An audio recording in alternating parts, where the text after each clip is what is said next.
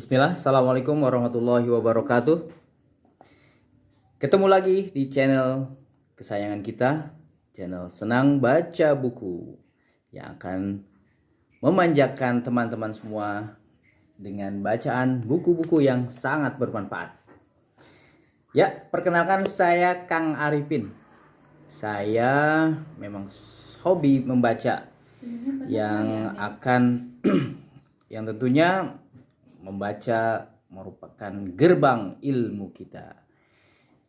Ya, tanpa memperpanjang kata-kata, tapi jangan lupa dulu nih subscribe, like, dan komen. Oh ya, bagi yang komen, silakan komen nih buku apa aja yang mau saya bacakan. Ya, nanti saya kirim alamatnya deh buat teman-teman bisa ngirimin bukunya ke alamat saya.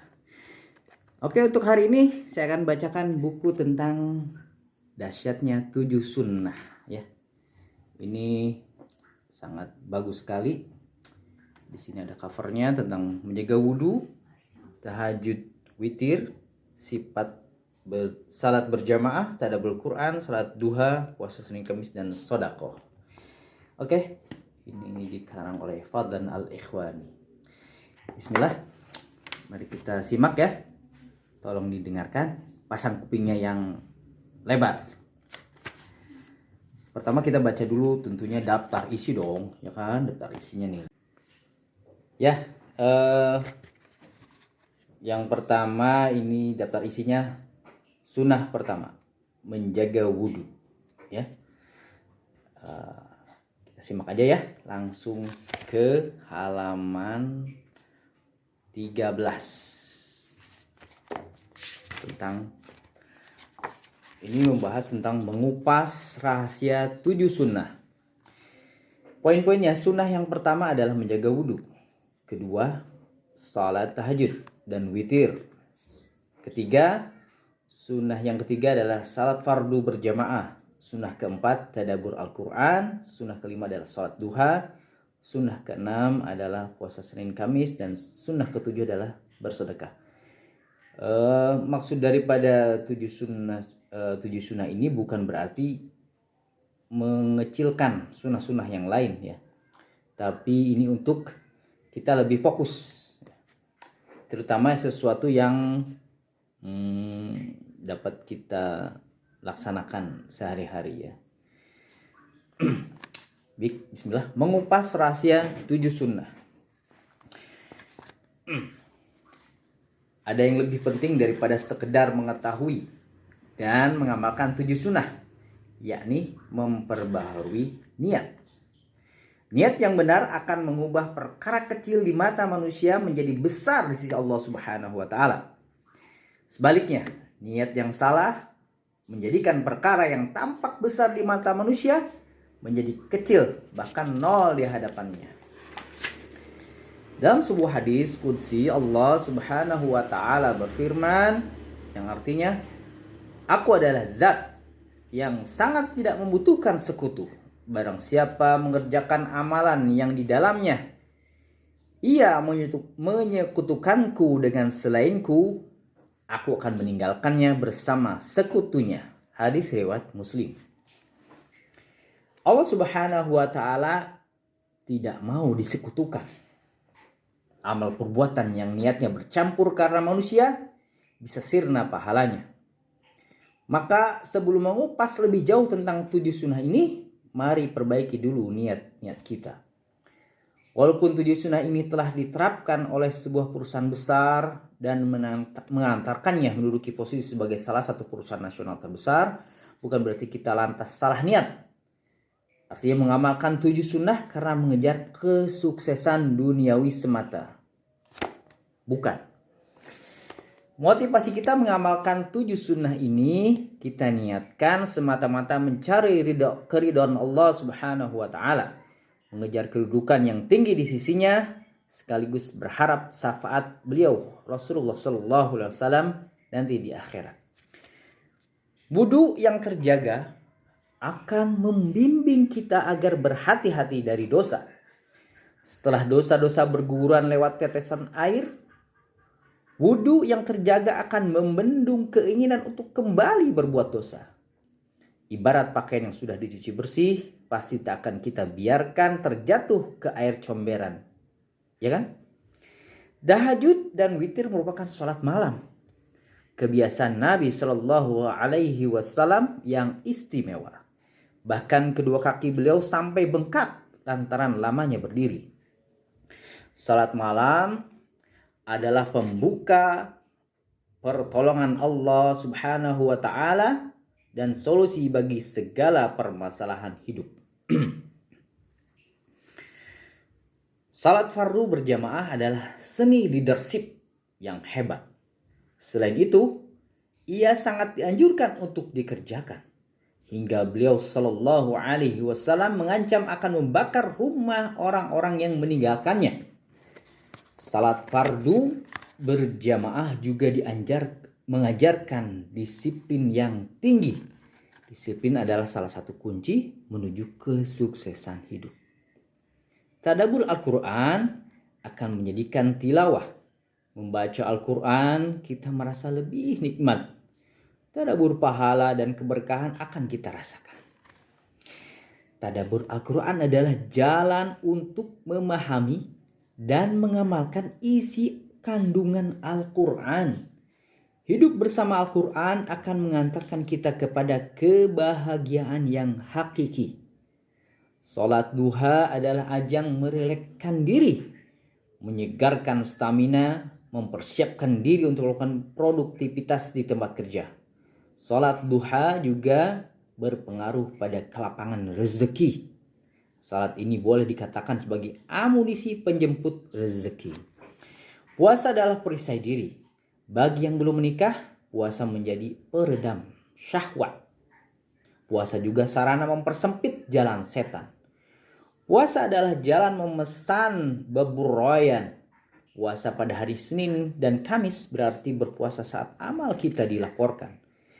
Tidakkah kita senang saat Allah Subhanahu wa taala melihat penutup catatan amal dan kita sedang berpuasa? Sedekah itu menjadikan harta berkah. Harta yang disedekahkan tidak akan berkurang. Harta yang disedekahkan justru akan bertambah dan bertambah. Salah satu resep kaya dari orang-orang modern adalah memperbanyak sedekah. Ketujuh sunnah tersebut sungguh luar biasa bila kita mengamalkannya dengan sungguh-sungguh dan akan membawa perubahan yang besar dalam diri dan hidup kita. Hidup kita akan menuai berkah, sukses dan bahagia insya Allah. Kita masuk ke bab sunnah yang pertama.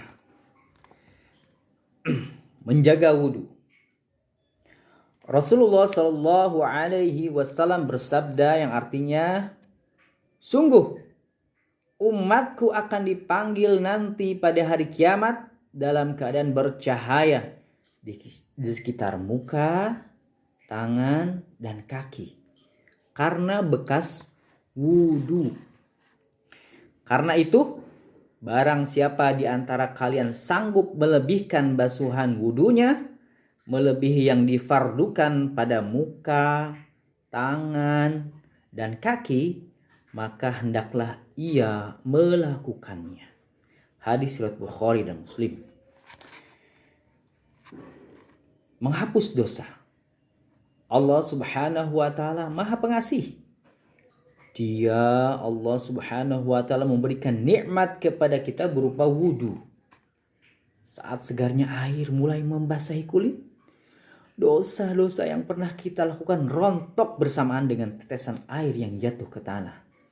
Rasulullah Shallallahu Alaihi Wasallam bersabda yang artinya, jika seorang muslim dan atau mukmin itu berwudu, maka ketika ia membasuh mukanya, keluarlah setiap dosa yang dia lakukan oleh kedua matanya karena melihat sesuatu yang diharamkan.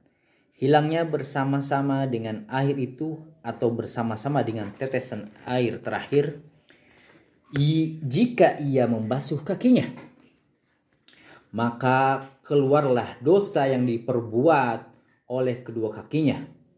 karena digunakan berjalan pada jalan yang tidak benar, bersama-sama dengan air atau bersama-sama dengan tetesan air terakhir, sehingga ia bersih dari dosa. Hadis riwayat Muslim. Minimal 5 waktu dalam sehari semalam kita wajib dalam kondisi berwudu. Sungguh merupakan kebahagiaan dan anugerah besar di antara waktu subuh dan waktu zuhur dan waktu asar dan waktu maghrib dan isya, juga antara waktu isya dan waktu subuh. Bila di sela-sela waktu itu kita tergelincir melakukan perbuatan dosa, basuhan air wudu yang akan membersihkannya. Subhanallah. Padahal Allah Subhanahu wa ta'ala pun masih memberikan kesempatan selain di 5 waktu itu. Di waktu duha, bila ingin mengerjakannya, kita bisa mengambil air wudu. Saat hendak membaca Al-Quran, kita pun bisa mengambil air wudu. Saat masuk masjid dan ingin menunaikan salat tahiyatul masjid, kita pun bisa mengambil air wudu. Sebagai manusia, kita pasti pernah tergelincir berbuat dosa, baik kita sadari ataupun tidak, karena kita bukan Nabi Muhammad SAW yang maksum atau terpelihara dari dosa. Kita juga bukan malaikat yang tidak dilengkapi nafsu. Sebagai pintu masuk perbuatan dosa itu, dosa itu bisa menyangkut hubungan langsung antara kita dengan Allah Subhanahu wa ta'ala, bisa pula menyangkut hubungan kita dengan sesama manusia. Betapa dahsyat nikmat wudu, diiringi hati yang ikhlas saat membasuhnya, dosa-dosa yang kita lakukan pun berguguran. Berwudulah dengan tenang atau tumani'nah. Jangan terburu-buru, sempurnakanlah setiap sapuannya, baik saat membasuh wajah, membasuh kedua tangan, membasuh sebagian kepala, ataupun membasuh kedua kaki. Saat membasuhnya, rasakanlah setiap tetesan airnya seolah-olah membasuh dosa-dosa yang pernah kita perbuat. Saat berkumur, rasakan seolah kita sedang mencuci dosa-dosa lisan yang pernah kita perbuat. Lisan yang pernah berkata keji, kotor, dan sia-sia. Semoga masuknya air saat berkumur menjadikan lisan kita kembali bersih. Saat memasukkan air ke hidung dan menghempaskannya, rasakanlah seolah kita sedang membersihkan kotoran dan menghempaskan dosa yang telah diperbuat oleh hidung ini. Saat membasuh muka, rasakanlah bahwa air yang menyentuh kening sedang mencuci otak dan pikiran kita yang barangkali suka berpikir kotor dan atau licik. Saat air melewati mata, rasakanlah seolah mata kita sedang dibersihkan lahir dan batin. Saat membasuh tangan, rasakan bahwa dosa-dosa yang ada di tangan luruh bersamaan dengan tetesan air melalui sela-sela jari kita. Saat membasuh sebagian kepala dan telinga, rasakan pula bahwa dosa telinga kita rontok bersamaan dengan tetesan air yang ada di telinga. Selanjutnya, saat membasuh kaki, kita pun berharap agar dosa yang diperbuat oleh kedua kaki ini juga berguguran bersama dengan tetesan air yang jatuh ke tanah. Allah Subhanahu wa ta'ala menggugurkan dosa-dosa lewat basuhan air wudu maupun memberikan ampunan lewat istighfar tanpa perantara. Maka Anda bisa mengambil air wudu tanpa terhalangi oleh siapapun. Harapannya, dosa-dosa yang kita perbuat benar-benar berguguran bersamaan dengan tetesan air yang jatuh ke tanah. Dalam hadis yang lain, Rasulullah Shallallahu Alaihi Wasallam bersabda yang artinya, barang siapa berwudu dan menyempurnakannya, maka keluarlah semua dosa dari tubuhnya hingga dari bawah kuku-kukunya. Hadis riwayat Muslim.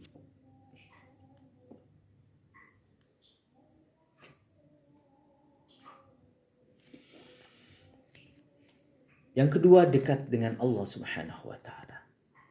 Menjaga wudu artinya menjaga kesucian diri lahir dan batin. Mungkinkah orang yang menjaga wudhu tidak menjaga sholatnya? Mungkinkah orang yang menjaga wudhu tidak menjaga pandangan matanya? Mungkinkah orang yang menjaga wudhu tidak menjaga pendengaran dan lisannya dari perbuatan dosa? Jawabannya mungkin saja. Karena manusia tidak ada yang sempurna. Dia bisa tergelincir ke dalam perbuatan dosa. Bisa dilakukan oleh kedua matanya, kedua tangannya, lisannya, ataupun anggota badannya. Namun aneh juga bila seorang yang sangat menjaga wudhu dan suka memelihara kesucian diri dari hadas kecil, namun sholatnya tidak dijaga. Pengerjaannya sering diulur-ulur atau ditunda-tunda. Saya berhusnuzon, mereka yang menjaga wudhu akan berusaha juga menjaga sholatnya agar tepat waktu. Mereka yang menjaga wudhu akan berusaha menjaga matanya dari pandangan yang diharamkan. Mereka yang menjaga wudhu akan berusaha menjaga kebersihan lisannya dan seluruh anggota badannya dari dosa. Buah perbuatan baik adalah mengundang perbuatan baik setelahnya. Ibnu Qayyim rahimahullah menuturkan tentang perkataan seorang ulama salaf. Sesungguhnya hukuman bagi kejahatan adalah lahirnya kejahatan setelahnya, dan pahala kebaikan adalah lahirnya kebaikan setelahnya.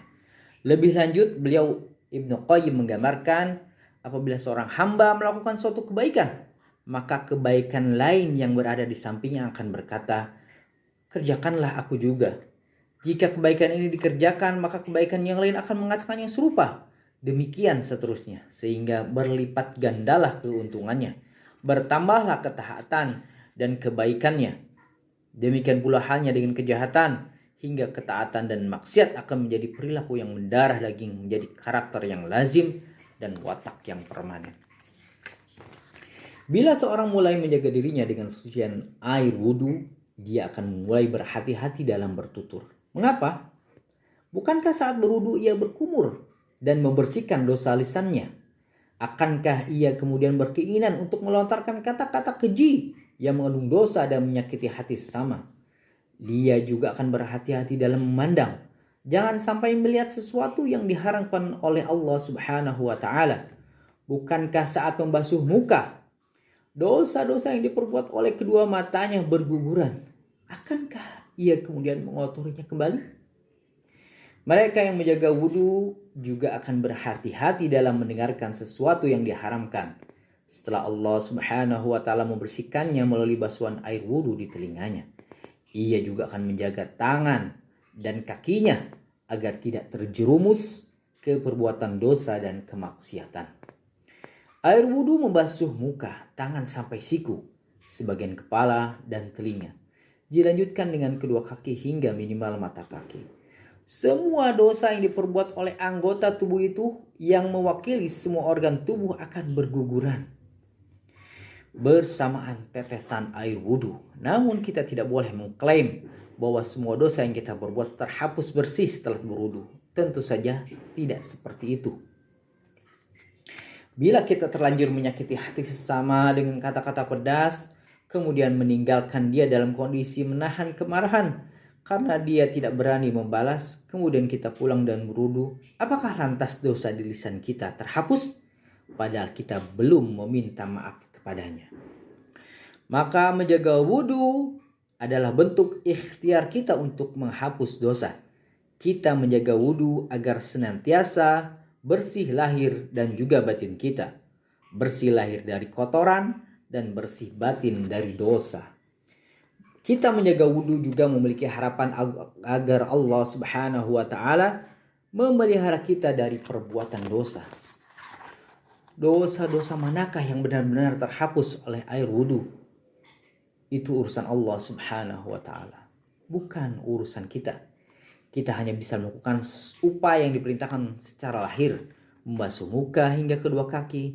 Kita tidak pernah tahu apakah wudhu-wudhu yang kita lakukan itu benar-benar membersihkan dosa yang kita perbuat ataukah masih meninggalkan bekas. Bahkan amalan-amalan kita yang lain pun belum jelas nilainya sebelum tiba hari kiamat. Saat tiba hari kiamat barulah terungkap mana amalan yang diterima oleh Allah Subhanahu wa taala. lantaran dikerjakan dengan ikhlas dan sesuai dengan sunnah Nabi Shallallahu Alaihi Wasallam. Dan manakah amalan yang tertolak lantaran ada motivasi untuk selain Allah Subhanahu Wa Taala atau karena menyelisihi sunnah Nabi Shallallahu Alaihi Wasallam. Mereka yang membersihkan diri dari dosa akan dekat dengan Allah Subhanahu Wa Taala. Mereka yang dekat dengan Allah Subhanahu Wa Taala akan mendapatkan fasilitas khusus yang diberikan oleh Allah Subhanahu Wa Taala. Bila dekat dengan raja bisa menjadikan diri kita terhormat, maka dengan Allah Subhanahu Wa Taala yang merupakan raja di raja tentunya akan menjadikan diri kita jauh lebih terhormat. Adakah kenikmatan yang lebih besar selain kenikmatan dekat dengan Allah Subhanahu Wa Taala? Jawabannya tidak ada. Ya, tak akan mungkin ada kenikmatan yang lebih besar dan lebih dahsyat selain kenikmatan dekat dengan Allah Subhanahu Wa Taala. Allah Subhanahu Wa Taala maha segalanya. Allah Subhanahu Wa Taala maha sempurna. Dekat dengannya adalah sebuah kenikmatan besar. Karena Allah Subhanahu Wa Taala pasti akan mencukupi apa yang kita butuhkan. Allah Subhanahu Wa Taala akan memberi apa yang kita pinta. Allah akan menaungi dan memberikan perlindungannya kepada kita dengan sempurna. Saat di dunia saja, bila kita dekat dengan penguasa, kita pasti bangga bukan main. Kita dekat anggota dewan, dekat dengan jenderal, menteri, atau mungkin presiden, kita pasti akan sangat berbangga, bahkan cenderung sombong. Kita pun merasa mulia saat menyebut nama mereka di hadapan sesama. Bahkan acap kali nama itu kita sebut untuk menaikkan wibawa kita. Nah, tidak istimewakah kita saat kita bisa dekat dengan Allah Subhanahu Wa Taala yang keagungannya melebihi mereka, para penguasa dunia itu? Kekuasaan Allah Subhanahu Wa Taala di atas anggota dewan, jenderal, menteri, bahkan presiden sekalipun. Saat kita dekat dengan Allah Subhanahu Wa Taala, kita akan bisa berbangga karena kita memiliki sandaran yang lebih kokoh dan tak tertandingi. Menjaga wudhu artinya dekat dengan kesucian, baik suci lahir maupun batin. Menjaga wudhu artinya dekat dengan kebaikan, kemudian kebaikan akan mendekatkan kita kepada Allah Subhanahu Wa Taala. Wallahu a'lam. Yang ketiga, pintu meraup pahala.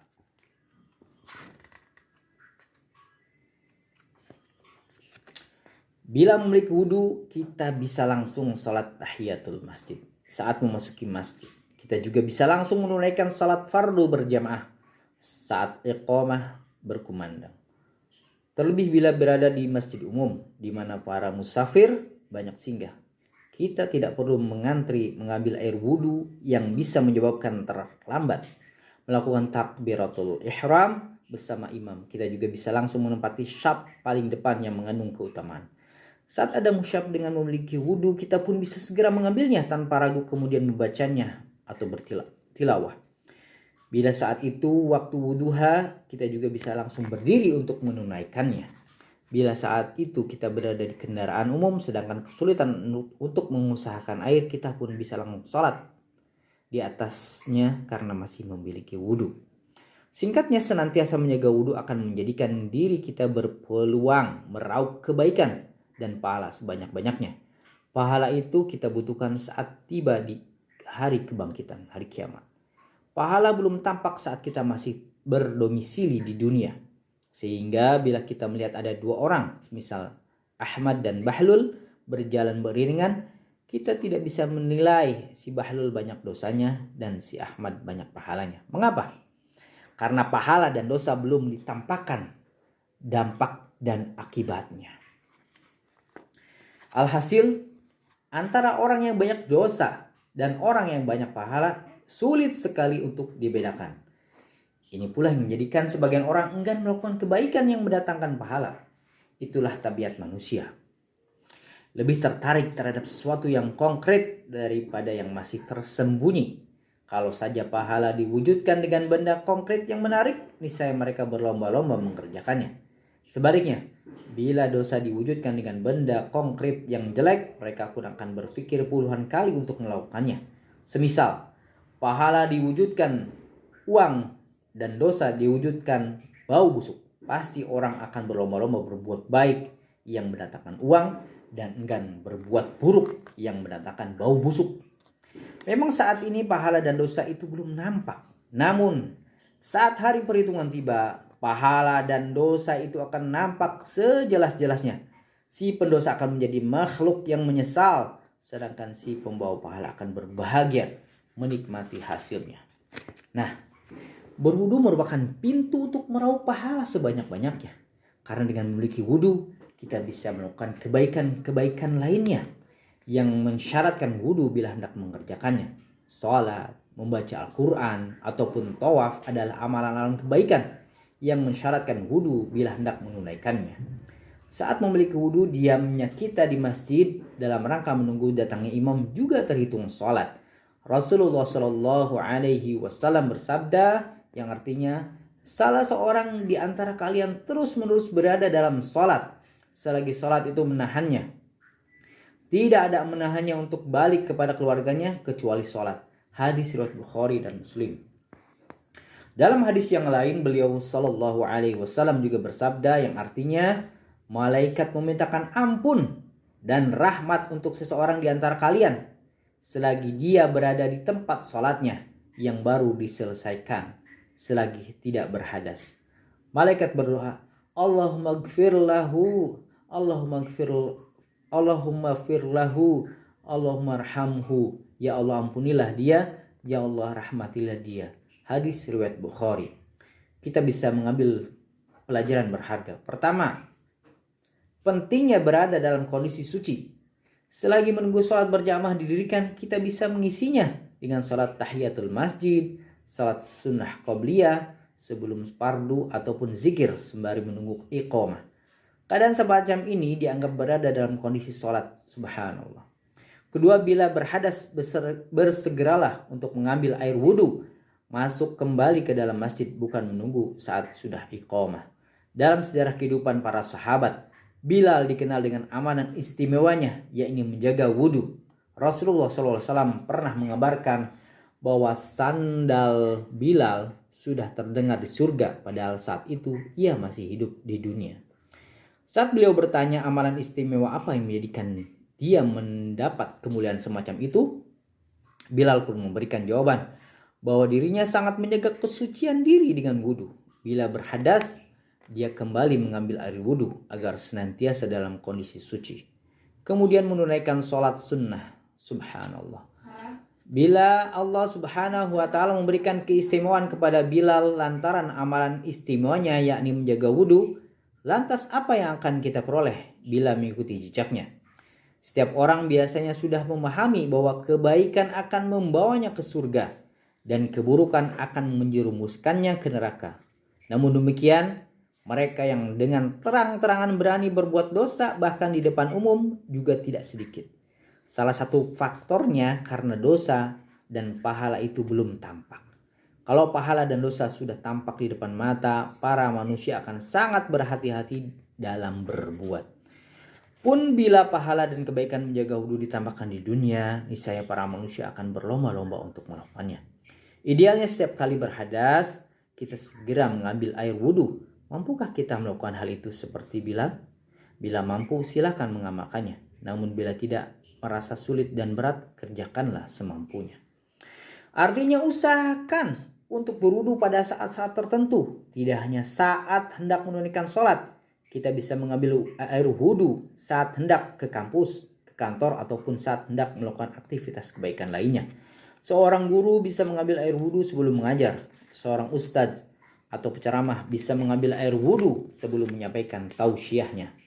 Seorang marketing bisa mengambil air wudu sebelum presentasi ataupun menemui calon klien. Seorang pedagang bisa mengambil air wudu sebelum menuju pasar dan sebagainya. Selain menjaga kesucian lahir dan batin, memiliki wudu juga akan mendorong kita melakukan kebaikan-kebaikan bernilai pahala yang mensyaratkan wudu, seperti menunaikan sholat sunnah, ataupun membaca Al-Quran. Memiliki wudu juga akan mendorong kita berlaku jujur dan tidak menipu saat melakukan produktivitas di tempat kerja dan berinteraksi dengan sesama. Ada pula doa sesudah wudu yang bisa kita amalkan agar pahala kita semakin bertambah besar.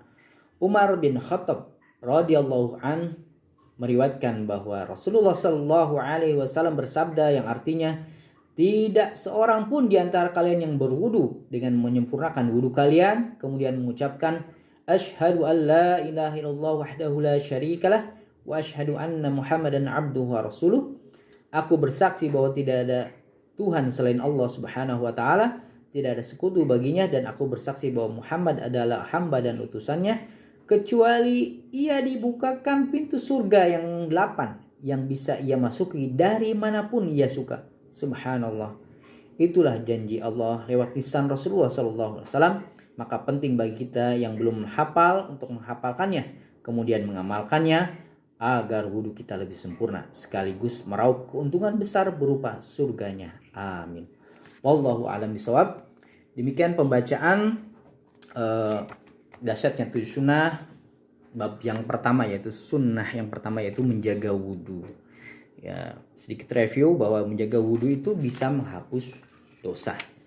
Yang kedua adalah lebih dekat dengan Allah Subhanahu wa taala. Lalu yang ketiga adalah pintu meraup pahala. Lalu apa saja yang akan nanti next video yang akan saya bacakan yaitu selanjutnya ya, masih tentang wudhu. Tentunya bisa mudah-mudahan dengan pembacaan buku ini bisa bermanfaat bagi teman-teman sekalian, dan semoga channel ini bisa berkembang, bisa lebih bermanfaat bagi teman-teman sekalian. Sekian pembacaannya, nanti kita teruskan di video selanjutnya. Masih kita bahas di buku yang sama ya, Dahsyatnya 7 Sunnah. Jangan lupa kalau bermanfaat, jika bermanfaat channel ini silahkan di-share ke teman-teman yang bisa merasakan manfaatnya, dan juga bisa cek di deskripsi. Ini saya mencantumkan beberapa donasi ya, bagi teman-teman yang ingin berinfak kepada yatim piatu bisa berdonasi, silahkan cek di deskripsi. Jangan lupa kita tutup dengan doa kifaratul majlis. Subhanakallahumma wa bihamdika asyhadu an la ilaha illa anta astaghfiruka wa atubu ilaik. Assalamualaikum warahmatullahi wabarakatuh. Sampai jumpa di video selanjutnya.